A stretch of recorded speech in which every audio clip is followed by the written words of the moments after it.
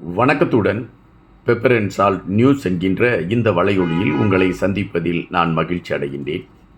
இலங்கை நாடாளுமன்ற தேர்தலில் ஒரு மாற்று அரசியல் உருவாக்கப்பட்டது. அனுரா அவர்கள் ஆட்சி பீடத்தில் ஏறினார். பல இடங்களில் அனுராவுடைய கட்சி பெருவாரியான வாக்குகளை பெற்றிருந்தது. அனுரா அவர்களுக்கு எதிர்காலத்தில் நின்று கொண்டிருந்த சிங்கள தலைவர்கள் நினைத்தே பார்க்க முடியாத வெற்றியை அனுரா கட்சி பெற்றிருந்தது என்பது வியப்பாகவே இருக்கின்றது. எனவே அனுரா ஆட்சி காலத்தில் அல்லது அனுரா செயல்பட்டு கொண்டிருக்கக்கூடிய ஆட்சி முறைமைகளில் என்னென்ன குறைகளை கண்டுபிடிக்கலாம் என்கின்ற ஒரு தேடலோடு சிங்கள கட்சியை சார்ந்த தலைமைகள் பயணித்து கொண்டிருக்கக்கூடிய ஒரு களமும், எங்களை பொறுத்த மட்டில் நாங்கள் இந்த நாட்டில் இருக்கக்கூடிய அனைத்து மக்களுக்கும் ஒரு நேர்மையான அரசியலையும் ஆட்சி முறைமையும் கொடுக்க வேண்டும் என்கின்ற களத்தில் பயணிக்கிறோம் என்பதை மையப்படுத்தி அதுபோன்ற ஒரு தோற்றத்தோடு பயணித்து கொண்டிருக்கின்றது அனுரா அரசாங்கம். இங்கு 2-3 கேள்விகள் எழும்புகின்றன. ஒன்று, ஆட்சி பீடத்தில் இருக்கக்கூடிய அனுரா அரசாங்கம் வடக்கு கிழக்கு பகுதி மக்களுக்கான தேவைகளை பூர்த்தி செய்வதற்கான களங்களை எடுத்துக்கொண்டு பயணிக்கிறதா, அல்லது அந்த தமிழ் மக்களுக்கு கொடுத்த வாக்குறுதியை நிறைவேற்றுவதற்கான செயல்பாடுகளையாவது திட்டமிடுதலோடு கொண்டு செல்கிறதா என்கின்ற கேள்விகள் எழும்புகின்றன. இந்த கேள்விகளுக்கான விடைகளை பார்க்க போகின்ற சூழலில் சில நேரங்களில் நெருடல்களும் வருகின்றன, சில நேரங்களில் ஆதரவு கரமும் நீட்ட வேண்டியதாக இருக்கின்றது. நெருடல் என்கின்ற பொழுது அனுரா ஆட்சியாளர்கள் சொன்ன பல வாக்குறுதிகளை அவர்கள் நிறைவேற்றவில்லை. தமிழர் பகுதியில் என்னென்ன விடயங்கள் நடைபெறும் என்று அவர்கள் எதையெல்லாம் குறிப்பிட்டிருந்தார்களோ அவைகள் நடைமுறை காணுவதற்கே பெரும் தடுமாற்றத்தை சந்திக்க வேண்டிய சூழலாக இருக்கின்றது. தமிழர் பகுதிகளுக்கு ஒதுக்கப்பட்டிருப்பதாக தெரிவிக்கப்பட்டிருக்கக்கூடிய நிதிகள் தமிழ் மக்களுக்கான களங்களை எடுத்துக்கொண்டு வந்திருக்கிறதா என்கின்ற கேள்வியை வைக்கின்ற பொழுது நிதிகள் ஒதுக்கப்பட்டிருக்கிறது என்கின்ற செய்திகள் தான் வருகின்றதை தவிர செயல் வடிவத்திற்கு அவைகள் வரவில்லை என்கின்ற விமர்சனமும் இருக்கின்றது. எல்லா சிங்கள தலைமைகளும் எதை செய்ததோ அதைத்தான் அனுரா ஆட்சியாளர்களும் செய்கிறார்கள் என்கின்ற கடுமையான விமர்சனங்கள் பல பகுதிகளில் எதிரொலித்து கொண்டு இருக்கின்றன. இந்த சூழலில்தான் சில நல்ல விடயங்களை குறித்தும் நாம் பதிவு செய்ய வேண்டியதாக இருக்கின்றது. இன்று நாடாளுமன்றத்தில் தமிழ் சமூகத்தை மையப்படுத்தி 2 கருத்துகள் பதிவிடப்பட்டன. ஒன்று, போர் காலகட்டத்தில் பாதிக்கப்பட்ட தமிழர்கள், அதாவது அங்கிருந்து இடப்பெயர்ச்சி செய்து வேறு இடங்களுக்கு சென்ற தமிழர்களுக்கு அவர்கள் சொந்த இடங்களில் வந்து தங்கிக் கொள்வதற்கு, அவர்கள் இழந்த நிலங்கள் போன்றவற்றை மீட்டெடுப்பதற்கான சூழல் இப்பொழுது இல்லை. எனவே அவர்களுக்கான நிரந்தர வீடுகள் கட்டி கொடுக்கக்கூடிய திட்டத்தை கையில் எடுத்துக்கொண்டு அந்த திட்டத்தின் அடிப்படையில் போர் காலகட்டங்களில் குறிப்பிட்ட பகுதியில் இருந்து வெளியேறிய தமிழர்களை அந்த குறிப்பிட்ட பகுதிகளுக்கு கொண்டு வந்து அவர்கள் தங்குவதற்கான களங்களை உருவாக்குவதற்கு அரசு புதிய வீடுகள் கட்டுவதற்கான ஒரு சூழலை எடுத்திருக்கிறது. அதற்கான நகர்வுகள் எடுத்து வைக்கப்பட்டு கொண்டிருக்கிறது என்ற செய்திகள் வருகின்றன. சுமார் 2,74,728 வீடுகள் கட்டப்படுவதற்கான ஒரு களத்தோடு அரசு முன்னேறி கொண்டிருக்கிறது என்ற செய்திகள் வருகின்றன.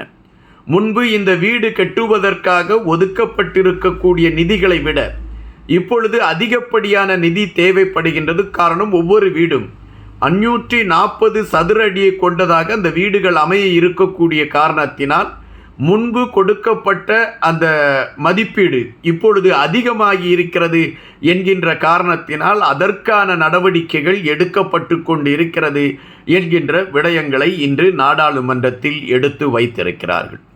இன்னொரு விடயத்தை குறித்தும் அவர்கள் பேசியிருக்கின்றார்கள். அது என்னவென்றால், அந்த போர் காலகட்டங்களில் தங்களுடைய உயிர்களை காப்பாற்றிக் கொள்வதற்காக இந்தியா போன்ற நாடுகளில் போய் குடியேறி கொண்டவர்கள், அப்படி குடியேறி கொண்டவர்களை இந்தியா போன்ற நாடுகள் அவர்களை சிறப்பு உரிமையின் அடிப்படையில் தங்க வைத்திருக்கின்றது. அவர்களுக்கு எந்தவிதமான குடியுரிமை அதிகாரங்களும் கொடுக்கப்படவில்லை. சிறப்பு உரிமையில் வைத்திருக்கின்றார்கள். ஒரு முகாம்களில் அவர்கள் தங்க வைக்கப்பட்டிருக்கக்கூடிய நிலைமைகள் நீடித்து கொண்டிருக்கின்றன. இதில் பெரும்பாலானவர்கள் எங்களுடைய சொந்த நாட்டிற்கு நாங்கள் செல்ல வேண்டும் என்கின்ற கோரிக்கையை வைத்து கொண்டே இருக்கின்றார்கள். இதற்கு முன்பு இலங்கையில் ஆட்சி பீடத்தில் இருந்தவர்கள் அவைகளையெல்லாம் புறம் தள்ளி கொண்டு சென்ற கதைகளை நாம் அறிந்திருக்கின்றோம். தற்பொழுது அனுரா அரசாங்கம் அது சார்ந்த விடயத்தில் ஒரு தீவிர கவனம் செலுத்தி இருக்கின்றது என்று அமைச்சர் ஆனந்த விஜயபாலா அவர்கள் குறிப்பிட்டிருக்கின்றார். அது என்னவென்றால், இந்தியாவில் தங்கி இருக்கக்கூடிய புலம்பெயர்ந்த தமிழர்கள், அதாவது போர் காலகட்டத்தில் இந்தியாவிற்கு சென்று அங்கேயே குடியமர்ந்திருக்கக்கூடியவர்களை இலங்கைக்குள் மீள் குடியமர்த்துவதற்கான செயல்முறைகளை நாங்கள் இப்பொழுது எடுக்க தொடங்கி இருக்கின்றோம். அதற்கான பேச்சுவார்த்தைகள் ஆரம்பிக்கப்பட்டிருக்கின்றன.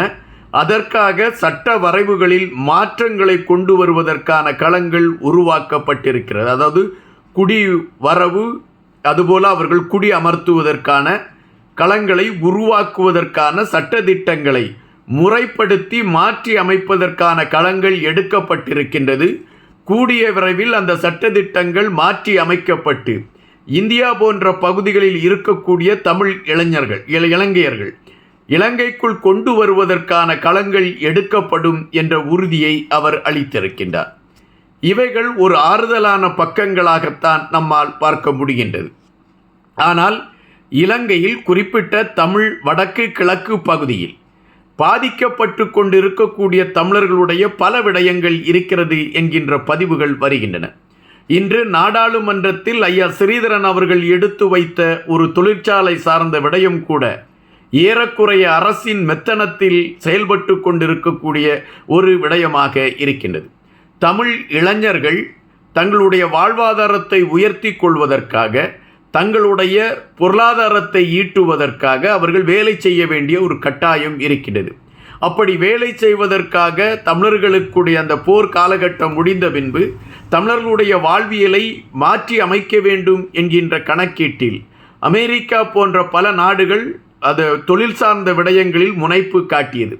அப்படித்தான் தொழில் சார்ந்த விடயங்களில் முனைப்பு காட்டிய ஒரு விடயமாக உருவாக்கப்பட்டிருக்கக்கூடிய ஒரு தொழிற்சாலையில் அந்த தொழிற்சாலை இயங்குவதற்கான அனைத்து விடயங்களையும் ஒழுங்குபடுத்துவதற்கான நடைமுறைகளை அரசு எடுக்கவில்லை. எனவே அந்த தொழில் சார்ந்த விடயங்கள் தடுமாற்றத்திற்குள் செல்லக்கூடிய ஒரு இடத்தை எடுத்திருக்கிறது. இதை அரசு கவனத்தில் கொள்ள வேண்டும் என்ற கருத்தை நாடாளுமன்றத்தில் ஐயா ஸ்ரீதரன் அவர்கள் எடுத்து வைத்தார். இதுபோன்ற நிகழ்வுகள் பல வடக்கு கிழக்கு பகுதியில் இன்னும் நீடித்து கொண்டு இருக்கிறது என்பதை நாம் பார்க்க வேண்டியதிருக்கின்றது. அரசு தமிழர்கள் விடயத்தில் தனி கவனம் செலுத்துகிறோம் என்று குறிப்பிட்டால் கூட அதற்கான களங்களை அவர்கள் தெளிவாக எடுத்துக்கொண்டு பயணிக்கிறார்களா என்கின்ற விடயங்கள் கேள்விகளாகவே இருந்து கொண்டு இருக்கின்றன.